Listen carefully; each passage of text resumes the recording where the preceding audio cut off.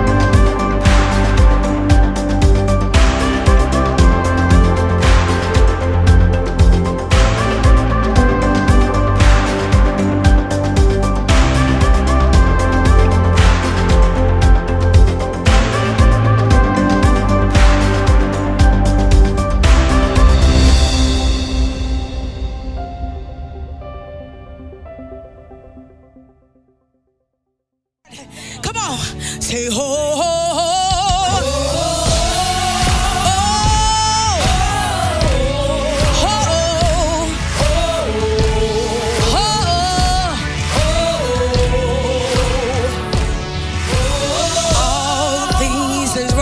For my good, yes it is, 'cause he's intentional, never failing. I said all things is working for my good, 'cause he's intentional, never failing. All things are working. Thank you, for Jesus. My good. 'Cause he's intentional. He's intentional. Never failing. Never failing. All things are working for my good. 'Cause he's intentional. He's intentional. Hey. Never failing. All things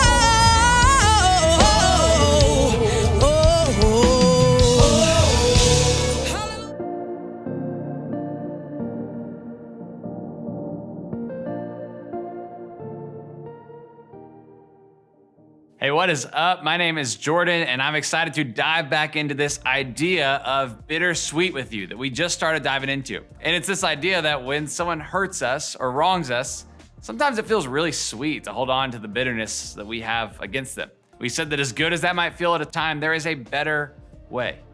And that actually the sweetest thing is to let go of the bitterness, to learn to take the things that are done to us and make something better come out of them. But of course, as you know and I know, that is way easier said than done.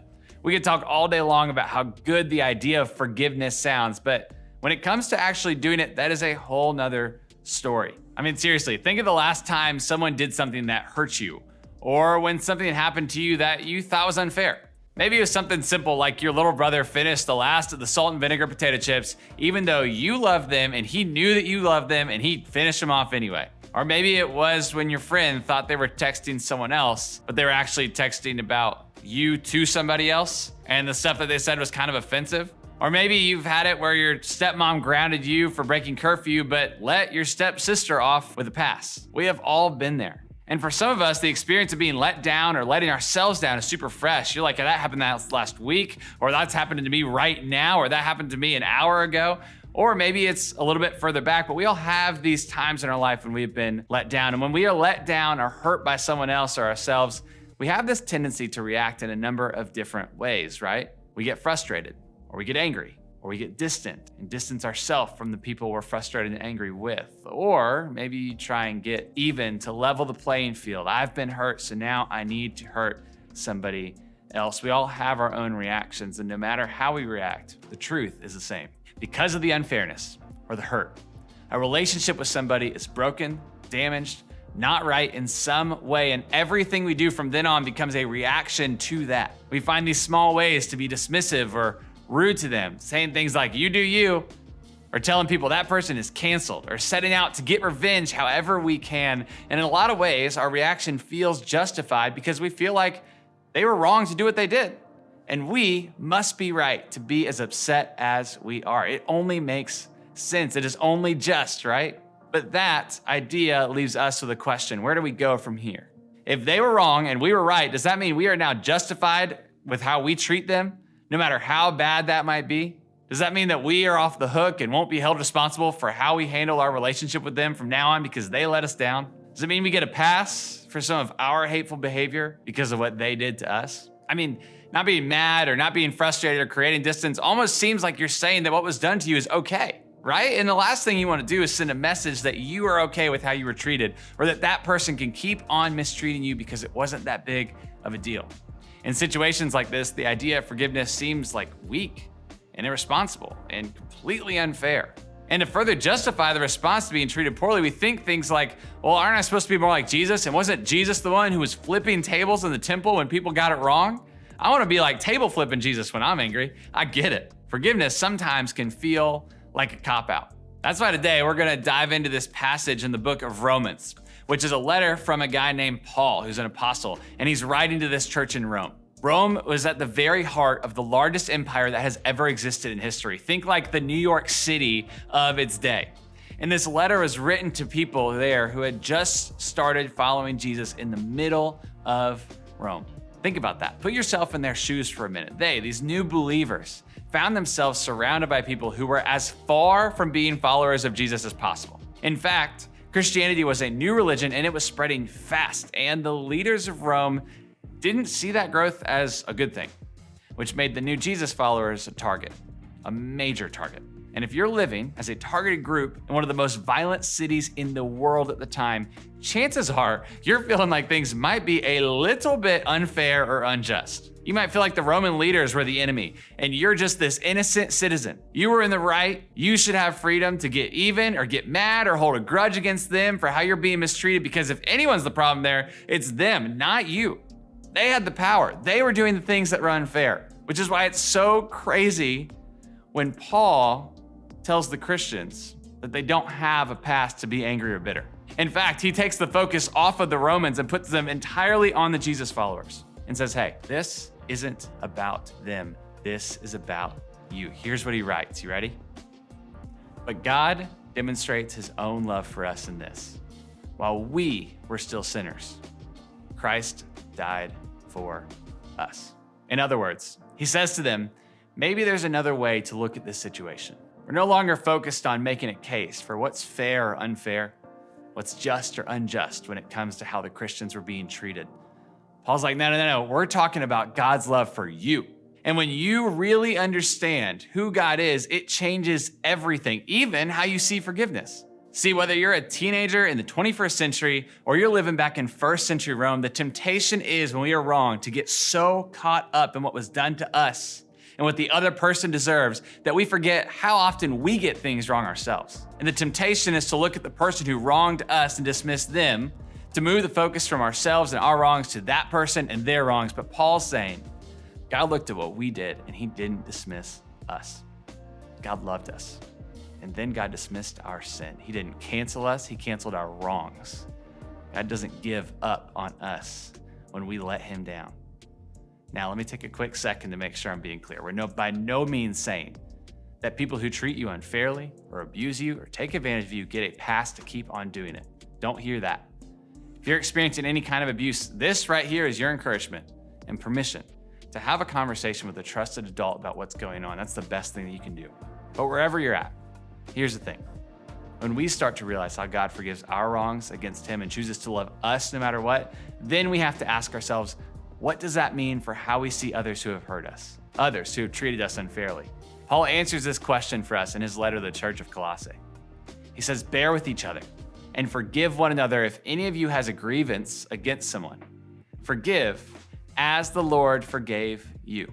Now, bear with each other. Okay, what does that mean? We're not talking grizzly bears. That is the picture of carrying a weight of each other's imperfections together. It's this picture of patient commitment to seeing each other as human instead of villain, even when that's super challenging to do. Because of what God has done for us, which is extend love and forgiveness at all costs, we are called to do the same for others. To forgive as we were forgiven, with no strings attached, no conditions, nothing held back. The truth is, this can be hard for us to accept when it comes to how we see and treat others.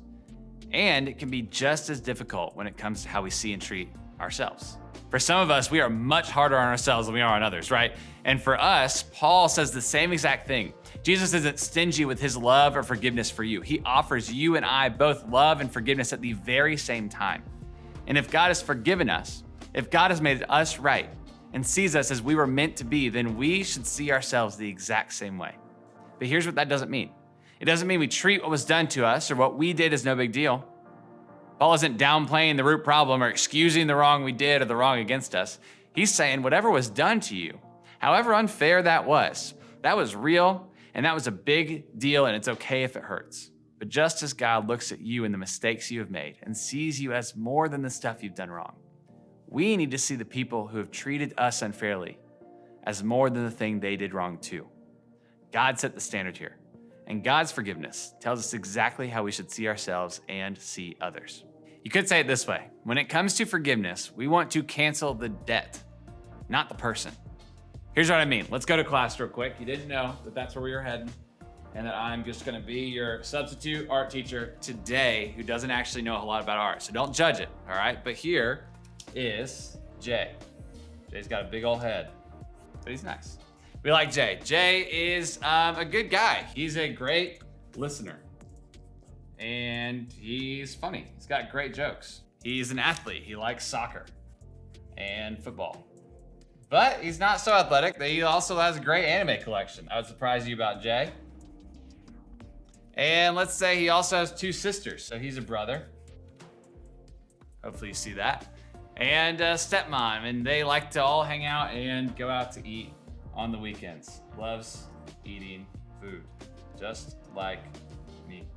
And that's Jay. Those are a lot of great things about Jay, and he's a friend of yours, and you guys hang out, but Jay is also the kind of friend that sometimes gets on your nerves. And let's say last week, Jay really got on your nerves. Like, he just offended you time and time again. Like, my man, he came over to your house and he ate all of your hot Cheetos. I mean, every single one. And you love hot Cheetos. Those things are gone. And let's say that he left you hanging when he promised you a ride and just didn't show up.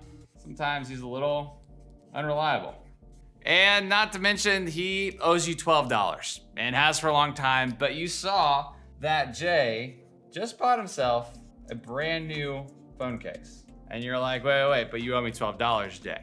And those things start adding up, right? These things, stealing your food, being a little unreliable, owing you money, all the other things that might be going on between you and Jay. You guys got some beef between you. And if you're honest, sometimes when this sort of thing happens, if you have a friend like Jay, what you want to do is you want to just cancel them entirely. You want to say, no, we're done. It's over. This relationship is not worth the effort anymore. You do you. I'm going to be over here doing me because I'm done with those things. And what we do when we're not careful is that when someone lets us down or offends us a few times in a row, we want to cancel them as an entire person. It feels kind of sweet to throw Jay away. But here's the thing. When you see Jay only as these things he's done to offend you, it seems fine to cancel him as an entire person. It feels kind of sweet to throw Jay away and be done with him. But what we can choose to do is choose to not just see Jay as the ways he's offended you. Not just as the moments when he has let you down. But we can choose to see Jay as a whole person, as the listener, as the funny guy, as someone who you love to go eat food with, as a brother and a son, as someone who's an athletic person. He loves anime. He's got all these interests. He's a unique person that God has created and God loves, and God has given him a purpose just like he's given you one. Jay's an imperfect person, but he's a person made in the image of God. And when you choose to see these things like God sees them, then you can embrace what it means to forgive Jay, to bring Jay back in, to see, yes, that he has let you down, yes, that he has offended you, but there is so much more to him and his story and who God has created him to be. That is what it looks like, to cancel the debt, but not the person. Meaning that we can call out wrong things as wrong, but we refuse to sum up a person as only that wrong thing that they did.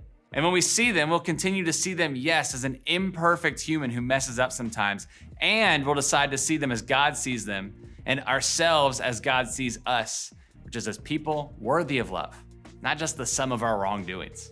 We do this because the offense was real, but it doesn't tell the whole story about the person who wronged us. Just like the things we have done, don't tell the whole story about who we are as people. God has always looked at us and seen us as more than the stuff we've done wrong, more than the sin that we have committed. God looks at us and sees someone to love. So God forgives. And now we are called to do the same exact thing for other people. So how do we do it? How do we cancel the debt, not the person? How do we stop being so hard on others and ourselves when they get it wrong or we do? How do we bear with one another, like Paul talks about, and stay focused on God's unstopping love? Well, it's a big question, but here's 3 places I would start. 1, identify where you need more compassion in your life. Maybe you're way harder on yourself than others, and forgiving yourself is much harder for you to do.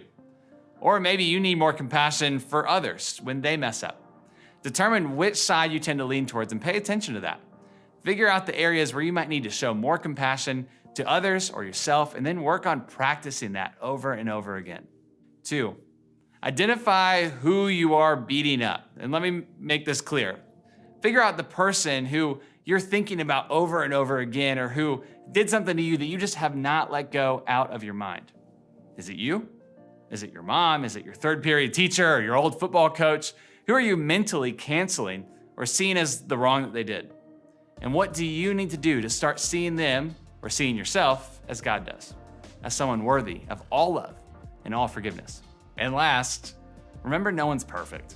Whether you're holding yourself or someone else to that standard of perfection, it is impossible to meet it and will only lead to disappointment and frustration in your life. People will let you down. You will let yourself down. We can't control that. But what we can control is how we handle ourselves when we're let down or hurt or disappointed. Can we choose to forgive others? Can we choose to forgive ourselves? Can we make the effort to seek forgiveness out from those we may have hurt? In other words, no one is going to get it right 100% of the time, but we can get really, really good at making it right when things go wrong. And we do that when we cancel the debt, but not the person. We do that when we remember that people are more than their mistakes, and there's more to the story than just their wrongdoings.